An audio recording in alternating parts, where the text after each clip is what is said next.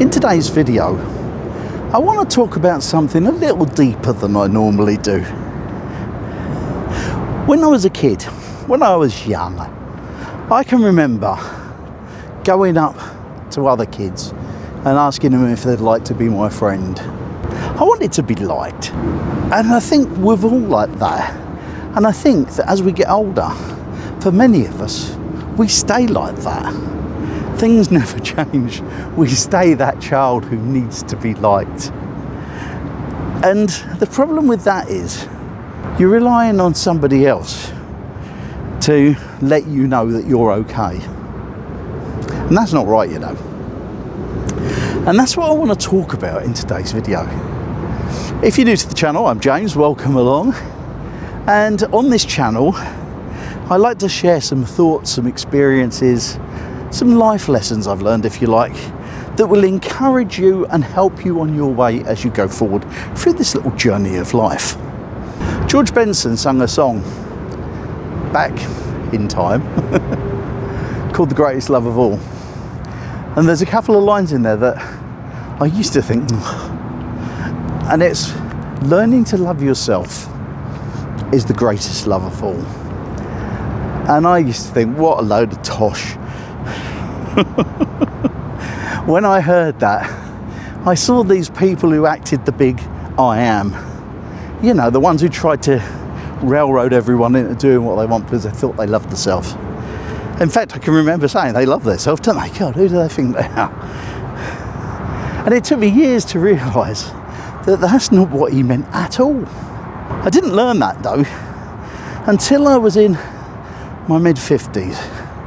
At the time when I had the kidney squatter, I didn't know how much longer I had left in this world. I can remember laying there wondering if I'd have Christmas or an next birthday, how many times I'd see my kids, all that sort of stuff. And so it gives you time to reflect, I suppose, and look back on your life and see what your opinion of it's been, I suppose. It was during that time that I actually started to like myself. I started to feel comfortable in my skin, and it took me until then. And what happened was, in the reflections of my life and looking back over time, I realised some things that I hadn't realised before. I realised that I needed validation from a lot of people. I always wanted people to like me. My mum brought me up to make a good impression on the world. And every time you see somebody for the first time, behave at your best and all that sort of stuff. And what I realised was, I'd been doing that all my life. And the problem was, I wasn't being me, I was being somebody else. Because when you like yourself, you don't need to make the great impression. Being you is good enough. I say I blame my mum for that. But my mum has to take the credit for any of the traits I have that are likeable. Because everything I learned from my parents. My dad, I learnt my stick-to-itness, my working all hours and all that sort of thing from. The manly role, if you like. But from my mum, she taught me about the traits of nice people. She didn't teach me, you know what I mean, she just lived the life herself. I learned the things about being nice to people, being kind, being helpful, not trying to take people on in life, not running people down if I could at all help it. Now, I did fail in that, I have to say, quite a few times. But when I broke it down and started to look at who I was, I realised that, do you know what? I'm quite a nice person. This may sound about all me. But the thing is, how about you? How do you feel about yourself?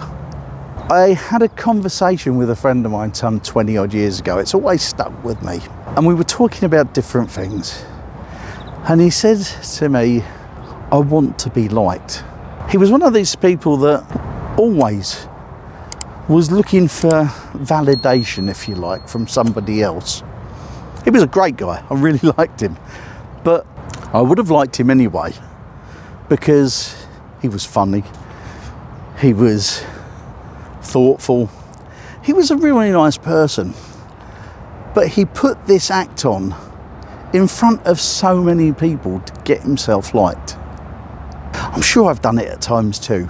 But when you realise that you're an okay person and that you're not a bad person with a bad heart, you can start to like yourself.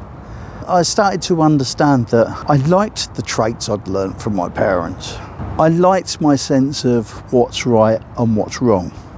I liked the fact that I'm pretty straightforward. Sometimes I'm a bit too blunt, but generally I'm straightforward. I don't like playing games. I'm not one of those who pushes themselves to be the leader of the gang. Couldn't care less about that, if the truth be told. I always used to think my shyness and my introvertedness made me lesser than other people, when I wasn't, and I'm not. And my suggestion to you is to have a quick look at yourself and start to think about the good traits that you have. And I'm sure you do. This life, you know, can be uncomfortable at times. But if you know who you are, and you know that what you're doing morally and ethically right, then you've got no reason to make yourself a lesser person compared to others. It's a thing called self-love. It's not about being narcissistic and expecting everybody to bend to your will. It's about being the kind of person that you like sharing your life with. I didn't understand it, I didn't get it, I didn't realise that for me to be happy in life properly, I needed to like me first. When you start to realise that you're not such a bad person and that you're quite a good guy, gal, whatever, it makes your relationships easier with others. You don't have to bend, you don't have to be so pliable. You do the things that you do because you know they're right.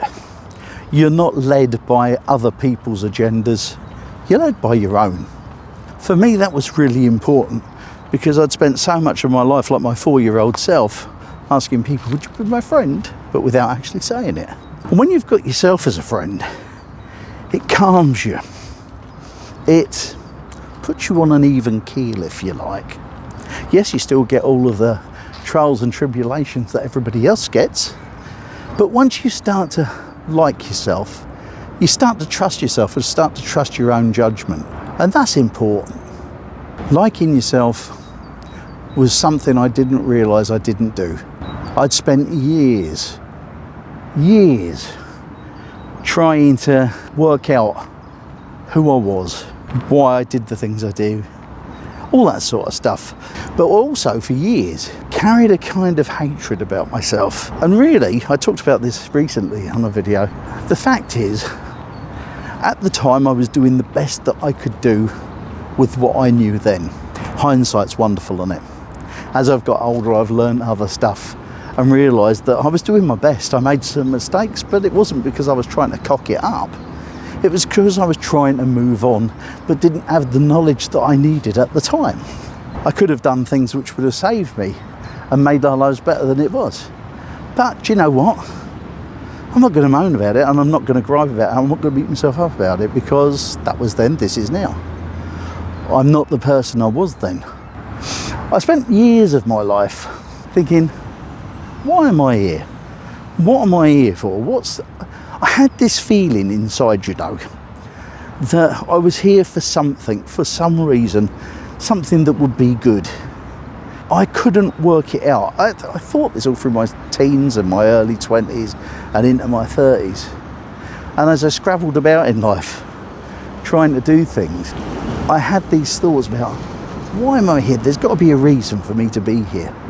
As I got older, and once I was ill, I started thinking about my boys and wanted to leave them these stories and these lessons that I'd learned through life, in the hope that it would help them as they went on. And so I started this channel. The channel has changed and it has grown over the years. The 2 years. It's not, I make it sound like it's forever. And I suppose this is what my purpose is.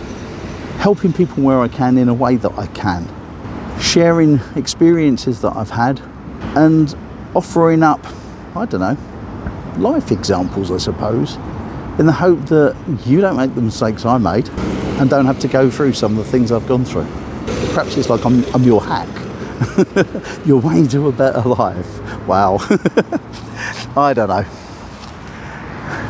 But that's what I'm talking about today. Learning to love yourself is the greatest love of all. And that's what I would say to you. If you haven't found that you're happy in your own skin and you're not contented in your own soul, perhaps that's where you need to be looking. Because once you sort that out, you kind of realise that it doesn't really matter what anybody else thinks of you. Because the most important thing is what you think of yourself. And that's it from me for today. I'll be back tomorrow. This is day 20. And I'm running out of things to talk about. So let's see how the next 10 days goes. If you look over there, there's a playlist of all the videos so far. I'll be back tomorrow. Just look at those lovely flowers over there behind us. Spring is definitely here. I'll see you tomorrow.